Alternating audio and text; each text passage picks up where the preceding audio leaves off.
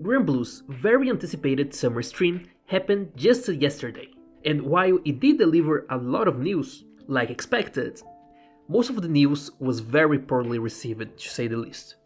Hi, I'm Ducky, and today I want to talk about the news. This is an off-schedule video, but I just had to express my frustration on the direction of the game.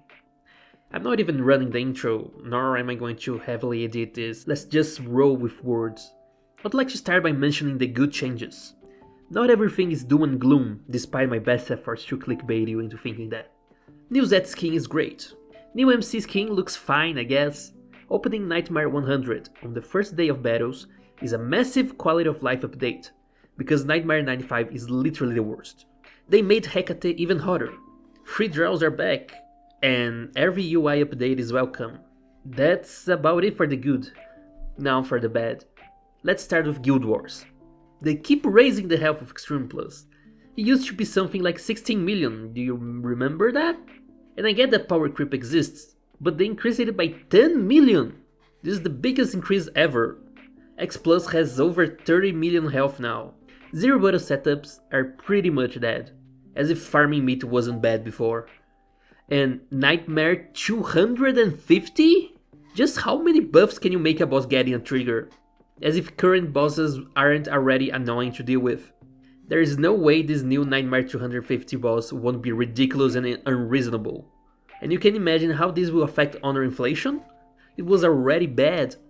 I just don't understand how they keep making Guild Wars worse.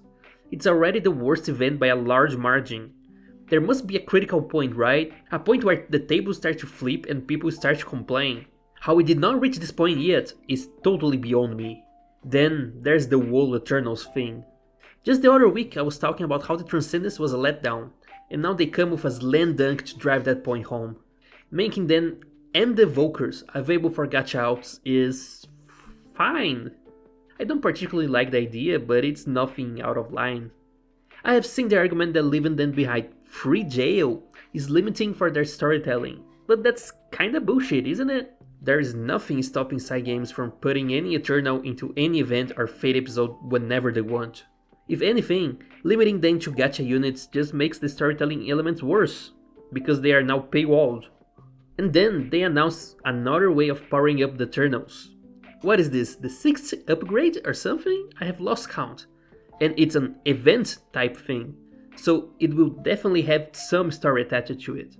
These 2 points kind of contradict each other in my opinion. If you want to expand on the Eternals, either give them an event or open the floodgates for the gacha outs. Making both feels like a desperate move. This also makes me live forever in fear that I can now wake up one day with a new Frau or Maria Teresa out on the gacha, and this fear will haunt me terribly. Then there's the big elephant in the room. The thing that has been the talker of the stream, the Collab Gacha units. I'd like to start by saying I'm a big collab hater. I think collabs are stupid and they break immersion in the narrative of the game. That's why I always thought that the approach Granblue had to collabs was as close to acceptable as it could get. They give you everything for free. It's a lot of stuff for free. Every collab gives at least 2 new units and a summon. Sometimes even more. They are all for free. You just have to log in. Collabs in Granblue were simply a marketing campaign and not a fundraising campaign. They used their funds to license an IP and create the content simply to attract new players. They will play the game for a bit and get their characters without having to deal with the frustrations of the gacha system.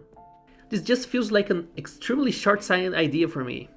Sure, you might get a few extra bucks from people rolling the gacha for the new slime guy or whatever. But imagine how many people would just give up after not getting it from their rolls and are now lost players. In the long run, making more people stay around is simply better. The worst part is the justification they gave. People were complaining about the lack of units? What? Granblue is so generous. They already give you so much. And for free. Literally who is out there on the internet screaming, "I hate getting free stuff. You should let me give you money for a chance at a mediocre unit that makes 0 sense." I heard Magic the Gathering players do this, but really? What the hell? Lastly, Kimura and Fukuhara are stepping down. This is worrying news. While they were far from perfect, at least we knew what to expect. Bringing in Flesh Blood could be good, but it could also make it worse. And the fact that, according to Kimura, the new director has been around for 3 years already is the part that worries me. We had some questionable stuff last few years, like the 150 gold boon weapons, Transcendence, Grand Weapons Awakening, the Scratch's Tragedy, and now we will never know who was responsible for them. But at least they are just getting promoted to higher positions, so I guess I'm happy for them. Overall, I'm just disappointed in all the questionable news. The game was never perfect, but it had some really good qualities that made it stand above the other gachas in the market. All of this just makes me feel like they are desperate for money. And looking at how Granblue is going, I can hardly believe that's the case. I doubt this will be a maintenance mode or an end of service like some doomers are saying. This is not happening anytime soon, guys. But it definitely worries me about the future of the game.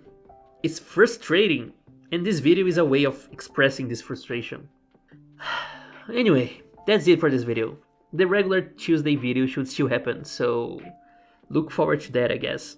I do feel a bit disappointed with everything though. See you soon.